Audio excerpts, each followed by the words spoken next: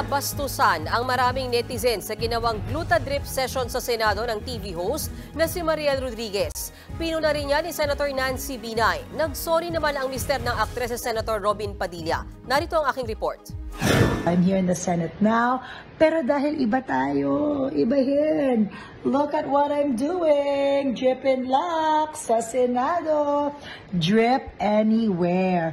Binabatikos ngayon ng TV host actress sa si Mariel Rodriguez dahil sa viral video ito ng kanyang glutathione drip session sa loob ng Senado. Nasa Senado nitong Miyerkules si Mariel para suportahan ang pagpasa ng Eddie Garcia Bill o ang batas para magkaroon ng safety protocol sa film, TV at radio industry.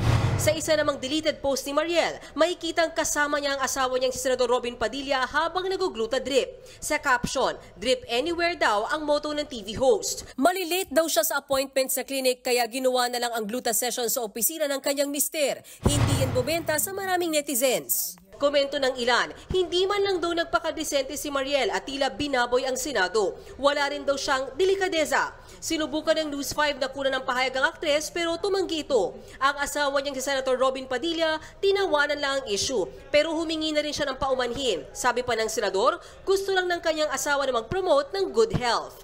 Pero kung good health ang pag-uusapan, tila taliwas ito sa naunang paalala ng Food and Drug Administration o FDA. Sa isa nilang advisory, nilinaw ng ahensya na wala pa silang inaaprobahang gamot na pwedeng iturok sa katawan bilang pampaputi.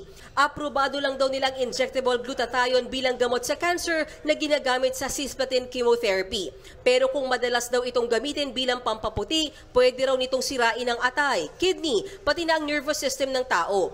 Ayon naman kay Senator Nancy Binay, na chairman ng Senate Committee on Ethics and Privileges, hindi man miyembro ng Senado si Mariel, dapat pa rin suriin ang ginawa niya na makakaapektuhan niya sa integridad at reputasyon ng Senado. Baka rin daw nagpo-promote ng bawal o iligal ang actress host.